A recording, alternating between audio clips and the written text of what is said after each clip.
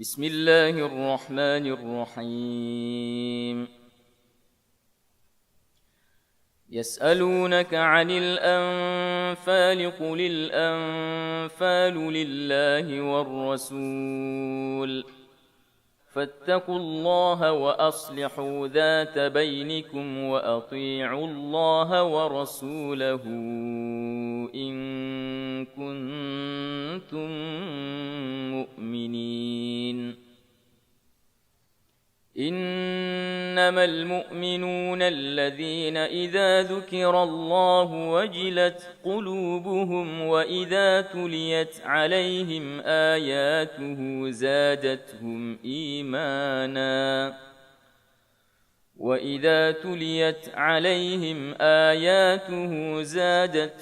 إيمانا وعلى ربهم يتوكلون. الذين يقيمون الصلاة ومما رزقناهم ينفقون أولئك هم المؤمنون حقا لهم درجات عند ربهم ومغفرة ورزق كريم.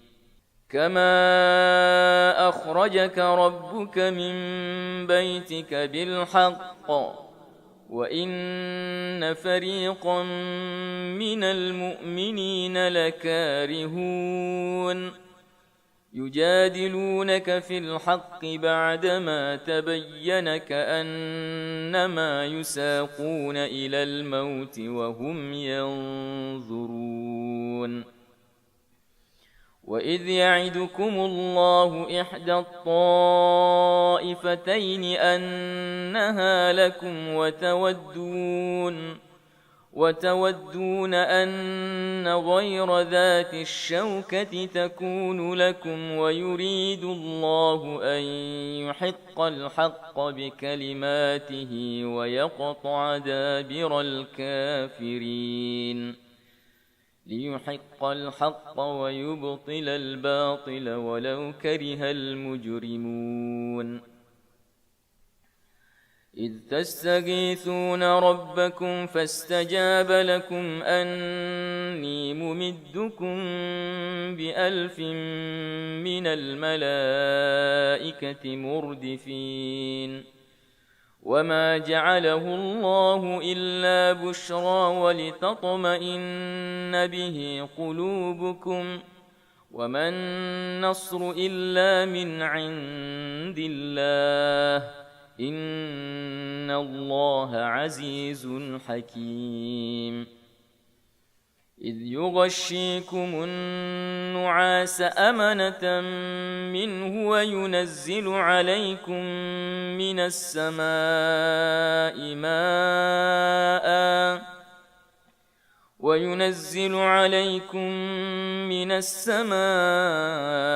ماء ليطهركم به ويذهب عنكم رجز الشيطان وليربط على قلوبكم ويثبت به الأقدام. إذ يوحي ربك إلى الملائكة أني معكم فثبتوا الذين آمنوا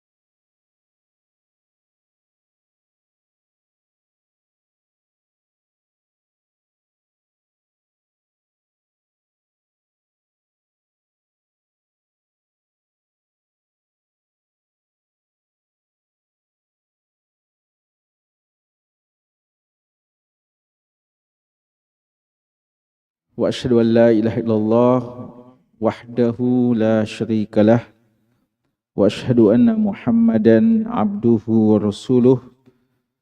Allahumma shalli ala Muhammadin wa ala alihi wa sahbihi wa man ihtada bihadihi wastanna bisunnatihi ila yaumiddin, amma ba'd.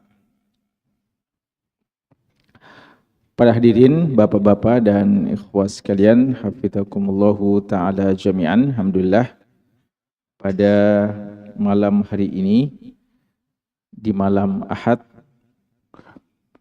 di malam yang ke-6 di bulan Rabiul Awal 1444 Hijriah, dengan izin Allah dan taufiknya, kembali kita berkesempatan untuk hadir mengisi malam ini, waktu yang Allah berikan kepada kita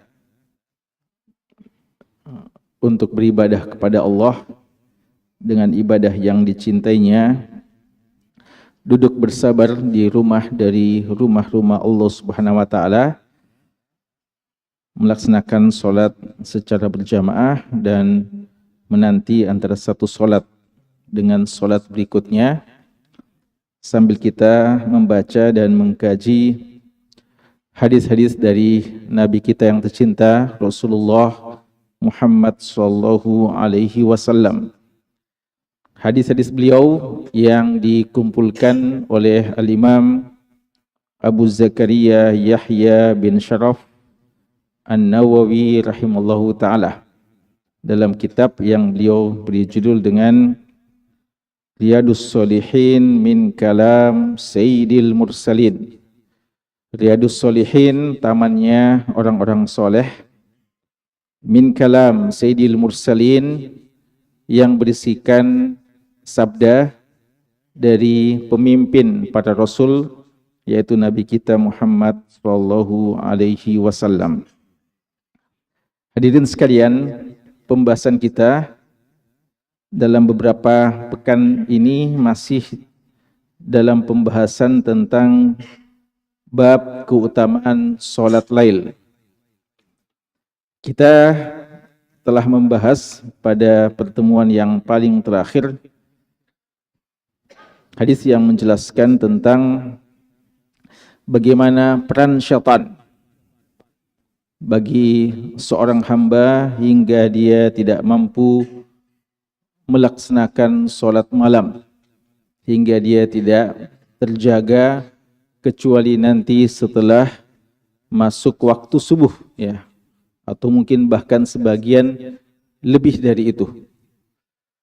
Kita sudah jelaskan bagaimana kencing syaitan yang dimaksudkan, ya, syaitan mengencingi telinganya, dan berapa makna-makna yang terkait dengan itu.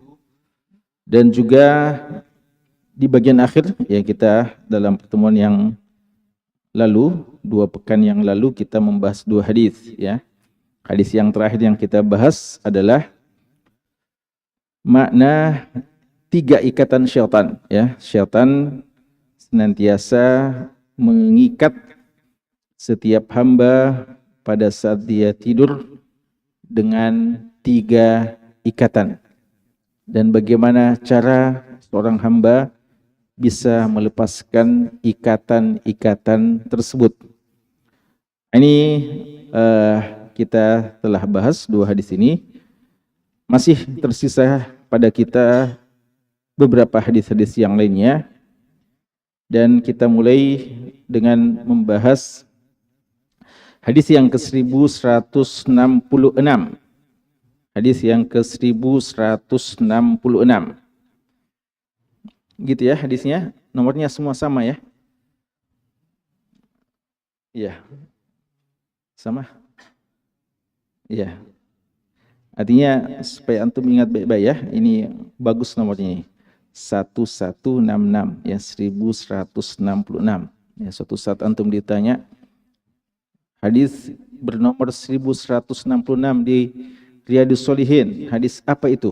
Ya. An Abdillah bin Salam radhiyallahu anhu, dari sahabat yang bernama Abdullah bin Salam radhiyallahu taala anhu.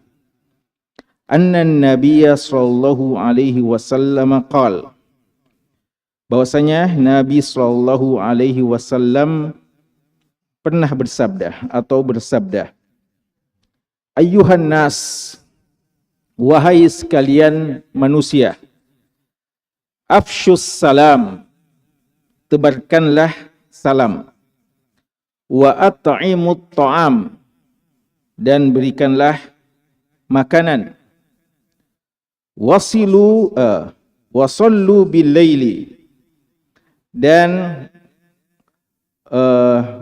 salatlah di malam hari, wan nasu niyam, dan manusia dalam keadaan tidur, tadkhulul jannah bisalam, niscaya engkau masuk ke dalam surga dalam keadaan selamat.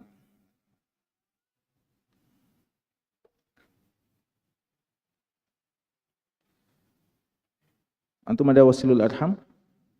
Tidak ada ya? Kita cek dulu ya riwayat.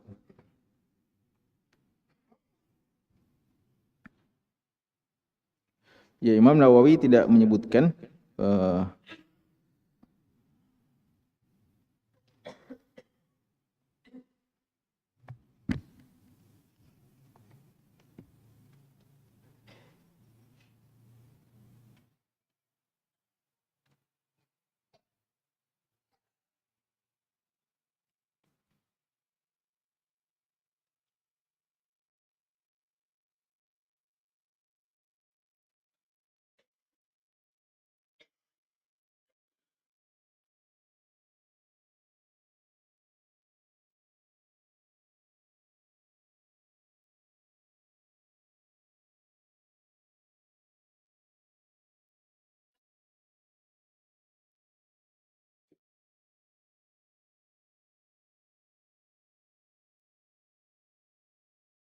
baik. Ya,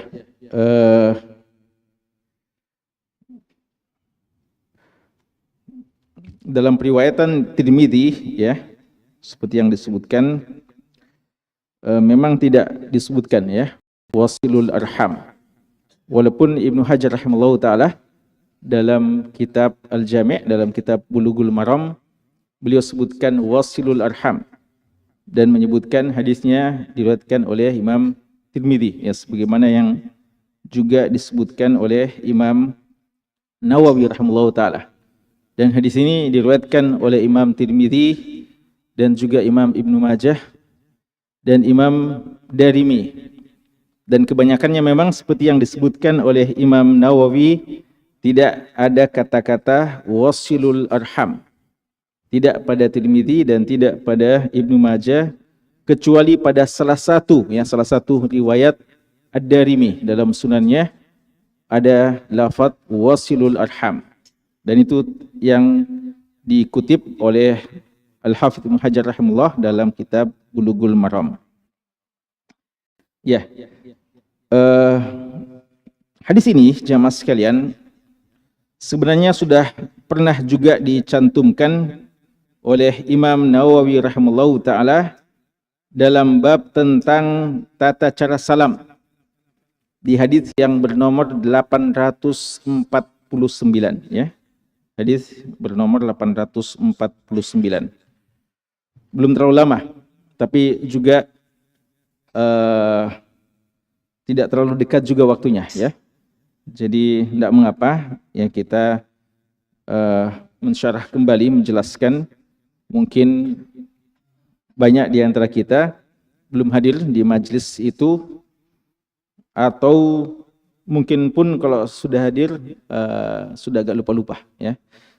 Jadi tidak mengapa kita jelaskan ulang hadis ini yang disebutkan oleh Imam Nawawi terkait dengan keutamaan salat lail ya, keutamaan salat lail. Hadis kita ini seperti yang antum lihat diriwayatkan oleh sahabat yang dikatakan bernama Abdullah bin Salam. Beliau ini seorang dulunya Yahudi, bahkan salah seorang pemuka Yahudi di kota Madinah ya. Beliau dari Bani Qainuqa, Bani Qainuqa, dan beliau salah seorang pemuka Yahudi. Dan beliau ingin mengecek kebenaran dakwah yang diserukan oleh Nabi sallallahu alaihi wasallam.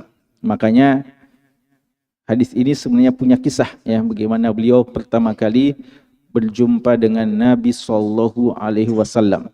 Ketika ada informasi bahwa Nabi yang selama ini diceritakan oleh banyak orang, ada yang memujinya dan ada yang mendustakannya, bahkan ada yang mengatakan dia penyihir, dia adalah pendusta, maka beliau sebagai seorang yang cerdas, seorang pemuka dari kalangan Yahudi, tidak mau begitu saja menerima, sebagaimana beliau juga tidak langsung menolak.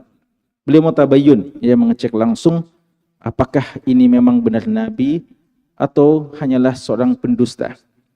Maka ketika informasi bahwa akan datang ke Madinah, beliau ikut berkumpul dan mencoba melihat dari dekat Nabi Muhammad SAW. Dan beliau melihat begitu banyak kerumunan dari kaum muslimin untuk mendengarkan petuah-petuah, arahan dan pengajaran-pengajaran dari Nabi SAW. Begitu pandangan beliau terfokus pada Nabi SAW, beliau melihat dengan saksama, beliau mengatakan ini adalah wajhuhu ghairu wajhi kadzab. Ini bukan seorang wajah pendusta, ya, tidak mungkin wajah seperti ini adalah seorang pendusta. Maka beliau akhirnya mendekati dan beliau mengajukan beberapa pertanyaan untuk meyakinkan bahwa memang beliau adalah seorang nabi, dan akhirnya beliau masuk Islam. Dulunya sebelum beliau masuk Islam dikatakan nama beliau sebenarnya adalah Husain, ya, Husain bisad, ya, Husain bin Salam, ya, bukan Abdullah bin Salam. Beliau dinamakan oleh Nabi SAW dengan Abdullah bin Salam. Nama beliau aslinya adalah Husain bin Salam. Dan beliau dari kalangan Bani Israel, pemuka Yahudi, yang silsilah keturunan beliau sampai kepada Nabi Yusuf alaihissalam. Ya, maka dikatakan beliau silsilahnya adalah keturunan Yusuf bin Yaqub alaihima assalam. Makanya kunyah beliau adalah Abu Yusuf. Ya, kunyah beliau juga, beliau dikenal dengan Abu Yusuf. Abdullah bin Salam radhiyallahu taala anhu. Dan beliau memiliki banyak keutamaan, terus istiqamah dengan dakwah yang diajarkan oleh Nabi SAW, dan beliau menyuruh kepada kaumnya, dan karena dia seorang pemuka, begitu banyak yang terpengaruh dan mengikuti dakwah beliau hingga sampai wafat beliau. Beliau terus istiqamah dan berdakwah melewati seluruh masa-masa Khulafa Rasyidin. Beliau wafat di tahun 43 Hijriah setelah kekhalifaan Ali bin Abi Thalib radhiyallahu taala anhu. Di sini Abdullah bin Salam radhiyallahu taala anhu menceritakan hadis yang pertama kali beliau dengarkan dari Nabi sallallahu alaihi wasallam. Nabi sallallahu alaihi wasallam mengatakan, ayyuhan nas, wahai sekalian manusia, ya, wahai sekalian manusia. Dan ini seruan yang sering disampaikan oleh Nabi sallallahu alaihi wasallam dalam khutbah-khutbah beliau. Ya, sudah beberapa kali kami sampaikan bahwa beliau, Nabi kita sallallahu alaihi wasallam, sunnah beliau dalam seruan beliau pada saat khutbah, pada saat memberikan arahan adalah dengan ayyuhan nas, ayyuhan nas. Baik itu di kota Makkah maupun di kota Madinah. Ya, mungkin sebagian mengatakan itu mungkin waktu masih di Makkah. Adapun setelah di Madinah, maka beliau sudah mengatakan ayyuhalladzina amanu. Ya, tapi kalau kita perhatikan khutbah-khutbah beliau, bahkan itu dilanjutkan oleh Abu Bakar As-Siddiq ketika beliau juga berkhutbah, dan para khalifah-khalifah yang lainnya, bahwa memang seruan mereka ketika berkhutbah ya adalah ayyuhan nas, wahai sekalian manusia. Ya, ada sebagian ulama yang coba memberikan analisanya dan mengatakan mungkin karena pada saat khutbah dihadiri oleh banyak orang dan mungkin sebagian ada dari kalangan munafikin atau mungkin ada yang belum sampai tingkat keimanannya, ya, maka digunakan lafaz yang sifatnya lebih umum. Wallahu taala alam. Ayuhan nas. Ada berapa seruan di sini ya? Ada 3 seruan. Kalau dalam Kitabul Jami' ada 4 ya. Di sini afsyus salam wa at'imut ta'am wa shallu bil lail ya. Seruan yang pertama adalah afsyu as-salam. Tebarkan salam. Ya, ifsya. Fusyu itu artinya suatu yang tersebar, berpencar dan ada di semua tempat. Dikatakan fasya yafsyu, ya, sesuatu yang tersebar di semua tempat. Maka afsyus salam artinya sebarkanlah salam. Dan sebarkan salam maksudnya paling tidak ada 2. Yang pertama adalah salam itu disebarkan kepada siapa saja yang kita temui dari kalangan kaum muslimin. Tidak pilih-pilih apakah kita kenal dia atau tidak kita kenal, ya. Makanya dalam hadis Abdullah bin Amr bin As radhiyallahu anhuma ketika dikatakan ayyus salami khair, ketika Nabi kita sallallahu alaihi wasallam ditanya Islam apa yang paling bagus, amalan apa yang paling bagus dalam Islam. Tentunya banyak. Tapi pada saat itu ketika beliau ditanya, mengatakan tut'imut ta'am wa anta qra'a as-salam ala man araftah wa ala man lam ta'rif.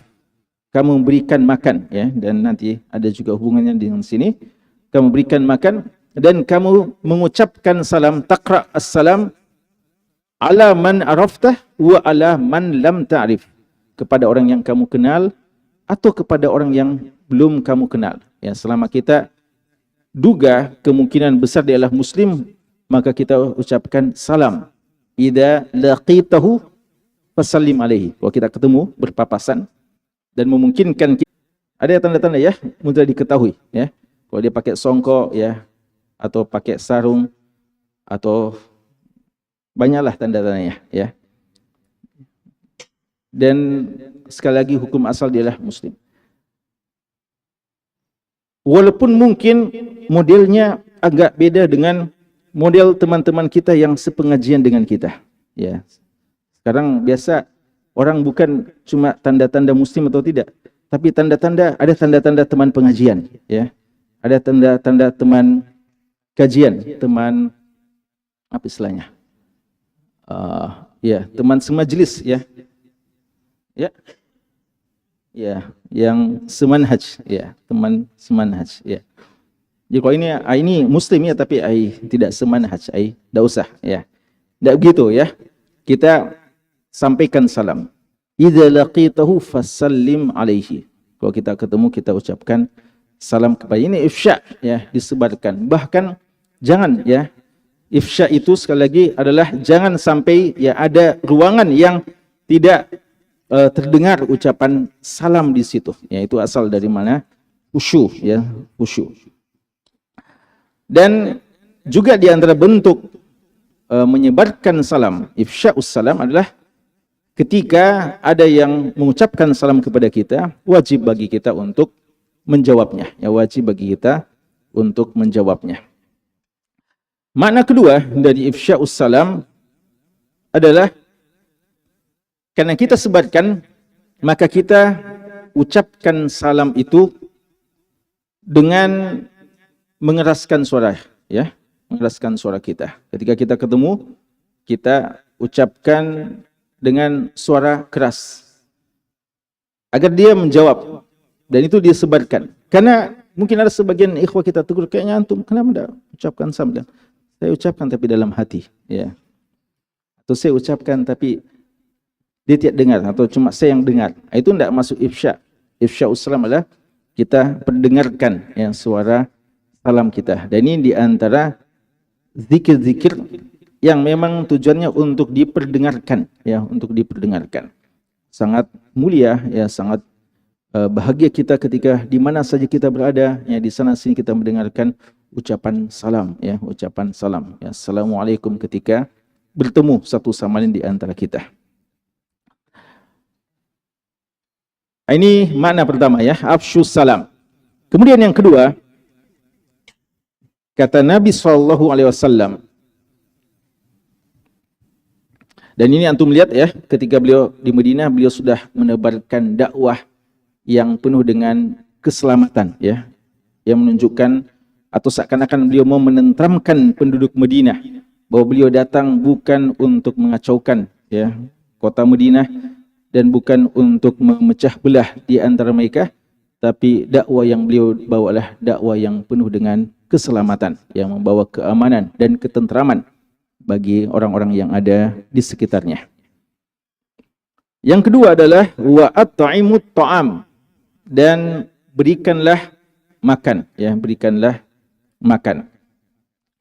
Berikan makan di sini kata ulama kita, tentu saja yang paling diutamakan memberikan makan adalah it'amut ta'am, memberikan makan kepada orang-orang yang membutuhkan, orang-orang miskin. Ini yang paling utama. Kita memberikan orang yang fakir, karena mereka lah yang paling butuh makanan. Al-ja'i, ya, dalam riwayat Bukhari dikatakan at'imul ja'i, berikanlah makan kepada orang yang lapar. Dan Allah Subhanahu wa taala ketika menyebutkan di antara sifat-sifat al-abrar, sifat-sifat orang yang baik dalam surat Al-Insan, Allah mengatakan wa yut'imuna at-ta'ama ala hubbihi miskina wa yatima wa asira, ya. Mereka itu, ciri-ciri mereka suka memberikan makan ala hubbihi. Salah satu tafsiran ala hubbihi adalah walaupun dia sebenarnya suka juga makanan itu, ya. Jadi ala hubbihi ma syahwatihi li hadha ta'am. Walaupun dia juga sangat suka makanan yang dia makan itu atau yang dia berikan itu. Ya, makanannya makanan yang dia suka, tapi karena sukanya dia mau berbagi. Ya, karena ciri orang beriman itu sebagaimana sabda Nabi SAW dalam hadis Anas, man kana yu'minu billahi wal yaumil akhir, sabda beliau, la yu'minu ahadukum hatta yuhibba li akhihi ma yuhibbu li nafsihi. Ya, tidaklah seorang itu sempurna keimanannya sampai dia mencintai saudaranya sebagaimana cinta dia pada dirinya sendiri. Maka ketika dia mendapatkan, enak sekali makanan ini, ya, maka langsung dia teringat kepada saudara-saudaranya, apatah lagi yang membutuhkan, ya, maka dia berikan, ya, sebagai wujud cintanya kepada saudaranya. Ini makna ala hubbihi. Siapa yang diberikan? Miskina, orang miskin, wa yatima, orang yang yatim, wa asira, orang yang tertawan, orang yang dipenjara, orang yang ditawan, orang yang terzalimi, ya, mereka butuh belas kasih, butuh perhatian kita, maka kita berikan makanan kepada mereka-mereka itu. Dan hendaknya ini semua kita berikan dengan penuh rasa cinta kepada mereka, ya. Penuh rasa cinta dan dengan penuh keikhlasan kepada mereka. Makanya Allah katakan selanjutnya, innama nut'imukum liwajhillah. Ya, kami berikan makanan ini kepada kalian karena wajah Allah Subhanahu wa taala, mengharapkan ridha Allah Subhanahu wa taala, mengharapkan wajah Allah Subhanahu wa taala. La nuridu minkum jazaa'a wala syukura. Ya, kami tidak mengharapkan jaza, pembalasan, tidak mengharapkan pamrih, tidak mengharapkan ada balasan ulang. Kami berikan tidak pernah mengharapkan kecuali datang dari Allah Subhanahu wa taala. Walaupun, ya, tentu saja dalam masalah hadiah, ketika saling memberikan, saling menghadiahkan tidak ada masalah. Tapi kita memberikan hadiah, memberikan sesuatu bukan dengan harap dapat langsung balasan dari saudara kita. Bahkan wala syukura, ya, kita tidak tunggu ucapan syukran, ya, tidak tunggu ucapan terima kasih. Karena ada saja orang mungkin tidak tahu berterima kasih atau tidak sempat berterima kasih kepada kita, tapi kita yakin, ya, sebagaimana kata Nabi sallallahu alaihi wasallam kepada seorang yang memberikan minum kepada anjing, ya. Minum kepada anjing. Anjing itu kalau diberi minum, apakah bisa bicara sama kita? Berterima kasih? Tidak mungkin, ya. Maka Allah mengatakan dalam hadis itu, dikatakan oleh Nabi kita sallallahu alaihi wasallam, fasyakarallahu lahu, ya. Allah yang bersyukran, Allah yang berterima kasih kepada orang yang melakukan kebaikan tersebut, ya. Maka kita yakin, ya, bahwasanya Allah Subhanahu wa taala tidak akan menyanyiakan setiap perbuatan kebaikan yang kita lakukan. Ini di antara makna memberikan makanan kepada orang yang butuh makanan. Masuk dalam hal ini, memberikan makanan kepada orang, wa at'imut ta'am, adalah utamanya dalam ibadah-ibadah yang memang dianjurkan ada makanan di situ. Seperti buka puasa. Masuk di sini, wa at'imut ta'am, kita mengadakan acara buka puasa. Kita undang saudara-saudara kita. Atau mungkin ada di sana kita atau orang berpuasa, kita berikan buka puasa untuk mereka. Ini masuk dengan at'imut ta'am. Karena ini memang ibadah makan di situ. Dan juga masuk di dalamnya adalah ketika kita punya hajatan akikah, ya. Acara nasikah, ya, nasikah atau akikah. Anak kita lahir, lalu kita buat acara, atau mungkin kita tidak buat acara tapi kita berikan kepada orang yang butuh, atau tetangga kita, atau kita serahkan kepada lembaga tertentu, itu semuanya masuk it'amut ta'am. Dan juga acara walimah tentunya, ya. Kita punya hajatan pernikahan, lalu kita undang orang untuk juga bisa mencicipi makanan yang kita siapkan, ya, dengan niat ikhlas kepada Allah. Ini maksud semua dalam it'amut ta'am. Bahkan para ulama kita juga menyebutkan di antara bentuk it'amut ta'am adalah secara umum kita mengundang siapa saja.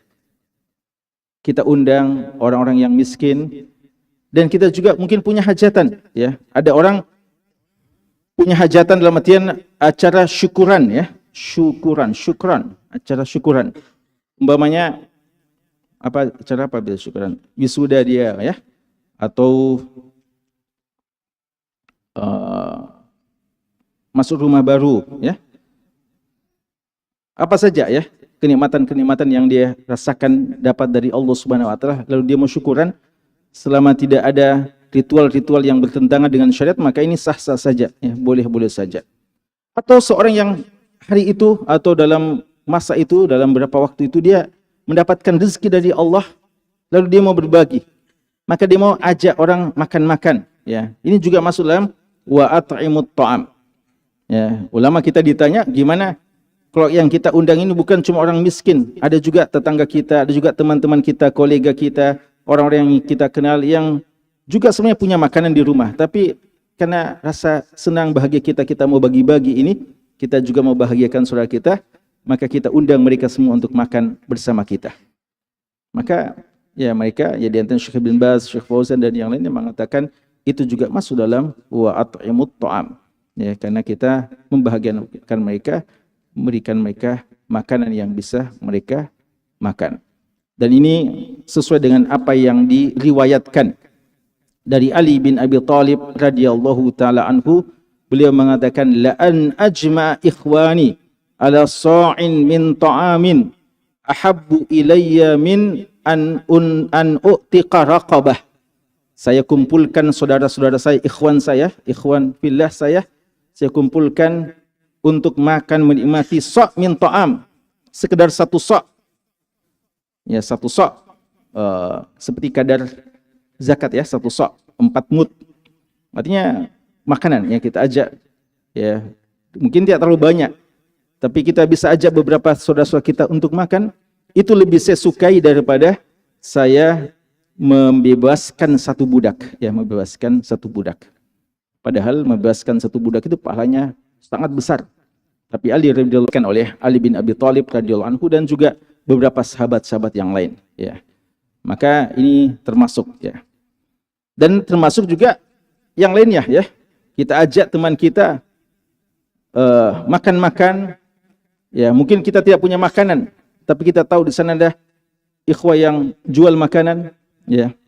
Kita traktir ikhwah kita ajak untuk makan di rumah makannya ikhwah, ya. Atau tempat yang lainnya yang halal, yang selama halal, maka ini juga masuk dalam itu bisa ya, semuanya masuk dengan it'amut ta'am wa at'imut ta'am, memberikan makan ya, berbagi dalam kebahagiaan. Dan tentu saja seperti yang kita sebutkan pada awal, utamanya di masa-masa paceklik ya, masa-masa sulit ya. Kalau dulu masa-masa corona, hal ini sangat relevan ya. Allah mengatakan falaqtahamal aqabah fakku raqabah au it'amun fi yaumin di masghabah. Ya, kenapa mereka tidak mau mencoba untuk sesuatu yang berat? Apa itu? Membebaskan budak, atau it'am, memberikan makan fi yaumin di masghabah, ketika masa-masa sulit, masa-masa paceklik, masa-masa sulit orang mendapatkan makanan. Ya, di sini ketika kita melakukan kebaikan ini, maka pahalanya sangat besar di sisi Allah Subhanahu wa taala. Kemudian yang ketiga, ya, kalau dalam hadis yang lainnya, ini keempat ya, terakhir. Ada wasilul arham, bersilaturahim. Dan bersilaturahim itu bersilaturahim hukumnya wajib ya.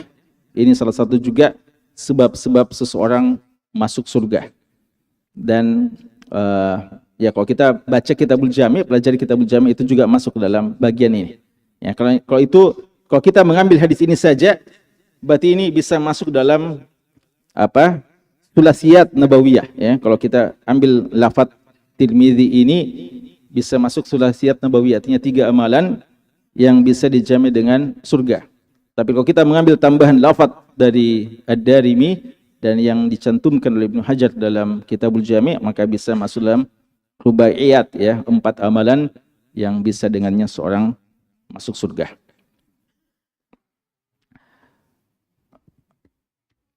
Yang terakhir ya, kita tidak usah bahas silaturahim, ya sekira sudah sering kita bahas, tapi intinya juga dia di antara amalan-amalan yang bisa masukkan kita ke dalam surga Allah Subhanahu wa taala, dan sebaliknya menjadikan seorang terhalangi untuk masuk surga. Ya, sebagaimana hadis Muslim, la yadkhulul jannah qati', yakni ya kata Sufyan bin Uyainah, yakni qati'ar rahim, yaitu orang yang memutuskan tali silaturahim. Orang yang memutuskan silaturahim diancam tidak masuk surga, sebagaimana orang yang menyambung silaturahim, maka dia sangat memungkinkan baginya untuk masuk surga. Bahkan dia akan mendapatkan keberkahan dunia dan akhirat, panjang umur dan mudah rezeki. Yang terakhir, inilah inti kita ya, pembahasan kita dalam bab ini sebenarnya, yaitu wasallu bil laili wan nasu niyam. Dan salatlah, kata Nabi sallallahu alaihi wasallam, di waktu malam ketika manusia pada tidur. Kalau kita perhatikan 3 amalan ini atau 4 amalan yang kalau kita sebutkan 4 amalan, kesemuanya terkait dengan amalan sosial atau yang disilakan ibadah muta'addiyah, ibadah yang manfaatnya dirasakan oleh orang lain selain kita. Tadi ifsya'us salam, kita sebarkan salam, karena salam itu doa yang sangat mulia ya. Seorang mengucapkan salam kepada saudaranya, assalamualaikum, artinya semoga keselamatan bersama dengan kamu, ketentraman, keamanan, kenyamanan. Atau assalam berarti adalah Allah. Assalam salah satu nama Allah Subhanahu wa taala, Al-Malikul Quddus Assalam. Maka kata-kata assalamualaikum artinya Allah bersama dengan kamu. Ya, Allah ma'akum. Berarti salam itu ibadah yang muta'addiyah, manfaatnya juga dirasakan oleh orang lain secara langsung. Lalu it'amut ta'am juga jelas ya. Ini ibadah sosial. Kita berbagi-bagi dengan saudara kita, dia akan merasakan senang dan juga dia akan mendoakan kita. Dan silaturahim. 3 ini semua adalah ibadah sosial. Ada satu ibadah yang ibadah qasirah. Ibadah yang antara kita dengan Allah Subhanahu wa taala. Di antara semua ibadah ini. Ya, dan ini menunjukkan keutamaan ibadah ini. Karena Ada khilaf. Yang mana yang lebih afdal? Ibadah qasirah atau ibadah muta'addiyah? Mana ibadah yang paling afdal? Ibadah yang qasirah antara seorang hamba dengan Allah saja, ya, secara vertikal, ataukah ibadah yang sifatnya muta'addiyah, yang dirasakan oleh orang banyak? Kira-kira kalau antum ditanya apa jawabannya? Yang mana yang lebih afdal? Ya. Ya. Mungkin kita mengatakan ibadah muta'addiyah, ya, karena dirasakan oleh orang banyak. Dan mungkin ada mengatakan ibadah qasirah, karena kita lahirkan untuk Allah, kita beribadah untuk Allah. Maka hukum asal kita beribadah karena Allah, maka ibadah yang sifatnya khusus untuk Allah itu yang diutamakan. Ada khilaf, ya. Dan mungkin yang lebih tepat bahwa dalam banyak hal ibadah muta'addiyah itu lebih besar pahalanya, tapi dalam hal-hal tertentu ibadah qasirah lebih afdal, karena tidak bisa kita sebutkan secara mutlak. Buktinya ketika Nabi kita sallallahu alaihi wasallam ditanya, ayyul a'mal ahabbu ilallah, amalan apa yang paling Allah cintai? Apa jawaban beliau? As-salatu ala waqtiha, salat. Padahal dia adalah ibadah qasirah. Nanti setelah itu adalah birrul walidain. Nanti setelah itu jihad fisabilillah. Ini dua ibadah yang sifatnya muta'addiyah. Tapi yang paling pertama disebutkan adalah ibadah yang qasirah, ibadah kita kepada Allah Subhanahu wa taala. Jadi tidak bisa dimutlakkan, ya. Tapi yang jelas seorang hamba seharusnya melakukan dengan baik hak-hak Allah, kemudian dia juga senantiasa berbagi dengan orang lain, melakukan ibadah-ibadah muta'addiyah, karena yang ibadah seperti itu pahalanya bisa lebih lama dan berkelanjutan sampai ketika dia pun dipanggil oleh Allah Subhanahu wa taala. Yang jelas ketika disebutkan salat lail di sini sendirian untuk ibadah qasirah, maka ini menunjukkan keutamaan salat lail. Dan dikatakan salat lail wa shallu bil lail. Ketika sampai kata-kata shallu bil lail, kata ulama kita masuk dalamnya juga salat-salat wajib. Adakah salat wajib di malam hari? Ada. Salat maghrib, ya. Salat isya, ini bisa masuk dalam hadis ini.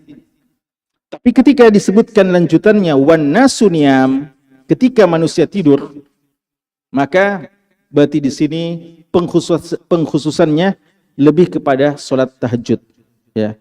Karena pada saat salat tahajudlah kebanyakan orang sudah tidur. Adapun salat maghrib, ya, orang belum tidur, ya.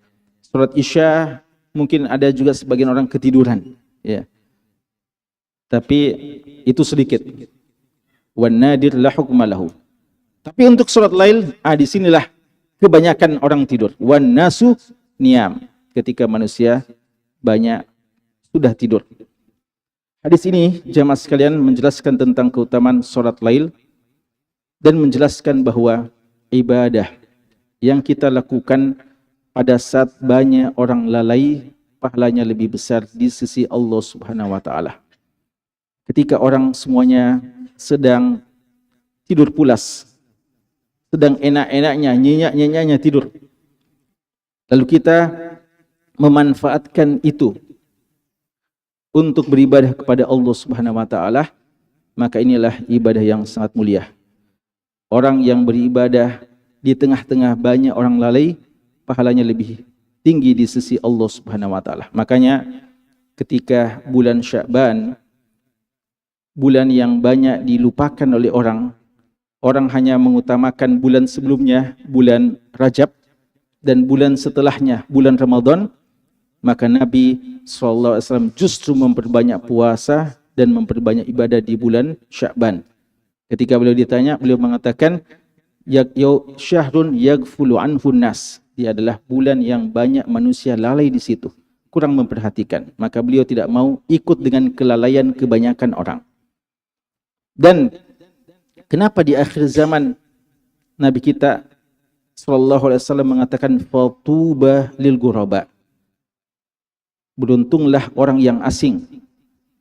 Keterasingan Islam akan terjadi dalam sejarah 2 kali, yaitu keterasingan jilid pertama pada saat Nabi kita sallallahu alaihi wasallam awal kali mendakwahkan agama ini, beliau baru sendirian. Lalu diikuti sedikit demi sedikit 1, 2, 3, 4, 5 para sahabat. Belasan, puluhan dibandingkan seluruh dunia yang kufur kepada Allah, yang belum ada tahu Islam. Maka mereka adalah manusia-manusia mulia pada saat itu karena cuma mereka yang Islam waktu itu. Yang lainnya masih dalam kejahilian. Lalu ketika dakwah sudah tersebar, alhamdulillah banyak orang masuk Islam. Apalagi ketika sudah kuat Islam, orang banyak masuk Islam. Ya, apalagi yang mau hanya mendapatkan keamanan saja, ikut berbondong-bondong juga masuk Islam. Sehingga perjuangannya tidak terlalu berat lagi. Tapi ada lagi masa, kata Nabi kita sallallahu alaihi wasallam, wasayaudu ghariban kama bada, akan kembali asing sebagaimana asal mulanya. Tapi sayangnya keterasingan jilid kedua ini keterasingan orang-orang Islam di kalangan kaum Islam sendiri. Ya, kalau yang pertama keterasingan di kalangan orang-orang yang memang menyembah berhala. Adapun keterasingan jilid kedua ini orang-orang Islam sendiri yang menganggap mereka asing, padahal mereka tidak datang dengan agama baru, dan apa yang mereka lakukan hal yang biasa-biasa sebenarnya. Syariat Islam yang jelas. Cuma karena begitu jauhnya orang pada saat itu dari Islam, begitu banyaknya orang melakukan kemungkaran, sehingga ketika ada orang yang sedikit melakukan ketaatan saja dianggap aneh, dianggap lain-lain. Ya. Maka Nabi kita mengatakan tuba. Tuba itu entah maknanya keberuntungan secara umum atau maknanya adalah pohon di surga. Syajaratun fil jannah. Beruntung orang yang dikatakan asing pada waktu. Artinya orang-orang yang mengamalkan ibadah di tengah-tengah banyak orang lain, pahalanya lebih besar di sisi Allah Subhanahu wa taala. Dan yang kedua, kenapa pahala salat lail besar? Karena kata ulama kita, perjuangannya lebih berat, ya. Perjuangannya lebih berat. Masyaqqah lebih berat. Ketika kita juga bukan berarti kita tidak, ya, bukan berarti kita tidak suka tidur. Tapi kita ingin pahala, maka kita bermujahadah, kita berusaha untuk melawan kantuk kita, lalu untuk beribadah kepada Allah, maka al-ajru ala qadar al-masyaqqah. Ya, seorang akan mendapatkan pahala tergantung dengan kadar kesulitan yang dilakukannya. Makin besar perjuangannya, makin besar pahalanya. Dan yang ketiga, kata ulama kita, salat tahajud lebih afdal karena dia lebih khusyuk dan lebih berkesan. Ya, Allah mengatakan, inna nasyi'atal lail hiya ashaddu wat'a wa aqwamu qila. Ya, bahwasanya salat di malam hari, bangun di malam hari itu asyaddu wat'a, ya. Dia lebih pas, ya, lebih pas untuk ibadah kepada Allah Subhanahu wa taala. Wa aqwamu qila, dan akan lebih berkesan dikit-dikit kita dan perkataan-perkataan kita. Dalam keheningan kita lebih bisa khusyuk. Apalagi kalau kita bisa merasakan apa yang disebutkan oleh Nabi sallallahu alaihi wasallam tentang salah seorang di antara 7 yang dijamin akan mendapatkan naungan di hari kiamat kelak, seorang laki-laki yang dzakarallaha khalian fafadat ainah, seorang yang di tengah malam atau dalam kesendiriannya berzikir kepada Allah, lalu dia menangis karena cinta dan karena takut serta karena rindu kepada Allah Subhanahu wa taala. Dan ini ya memungkinkan bagi mereka-mereka yang bangun di malam-malam seperti itu. Jika dilakukan semuanya ini, kata Nabi kita sallallahu alaihi wasallam, tadkhulul jannah bisalam. Niscaya, ya, di sini kata-kata tadkhulu, hilang dunia, ya, karena ini jawab dari perintah tadi, ya, jawab dari insya tadi. Jadi kita disuruh lakukan dan hasilnya, natijanya tadkhulu al jannata bisalam. Niscaya, pasti kalian akan masuk surga dalam keadaan selamat, ya. Dalam keadaan selamat maksudnya kalian akan merasakan keselamatan dari azab, dan juga bisalamin, ya, sebagian mengatakan kalian akan mendapatkan ucapan selamat dari Allah dan ucapan selamat dari malaikat. Bukankah malaikat mengatakan salamun alaikum bima sabartum fa ni'ma uqbadar, ya. Malaikat, ya, dalam banyak ayat menyebutkan ucapan-ucapan selamat kepada hamba-hamba Allah yang sudah masuk surga. Ya, inilah ucapan selamat yang paling kita tunggu-tunggu. Ya, di dunia ini mungkin sudah banyak kita dapatkan ucapan selamat. Ya, kita selesai pendidikan ini, selesai sukses dalam satu karir kita, sudah mendapatkan banyak ucapan selamat. Tapi ucapan selamat yang paling kita tunggu-tunggu sebenarnya adalah ketika yang mengucapkannya adalah malaikat-malaikat Allah Subhanahu wa taala. Dan ucapan itu adalah ucapan ketika kita sudah dipersilahkan masuk ke dalam pintu-pintu surga, ya. Masuk ke dalam surga yang merupakan cita-cita kita yang paling tinggi. Seluruh ketelitian, seluruh usaha kita, seluruh mujahadah kita, seluruh kesusahan kita bisa bersahabat dengannya karena kita ingin mendapatkan nikmat yang terbesar, masuk di surga Allah Subhanahu wa taala. Maka sangat bahagia, puncak kebahagiaan ketika suatu saat kita akan dipersilahkan masuk surga dan kita mendengarkan ucapan selamat dari para malaikat-malaikat Allah Subhanahu wa taala. Bagaimana bisa mendapatkan tadkhulul jannah bisalam? Di antaranya dengan 3 amalan ini, ya. Semoga Allah Subhanahu wa taala memudahkan kita untuk melakukan kebaikan-kebaikan dan senantiasa menjaga kita dari setiap pelanggaran dan perbuatan kemaksiatan. Hadanallahu wa iyyakum, sallallahu ala nabiyina Muhammadin wa ala alihi wa sahbihi wasallam.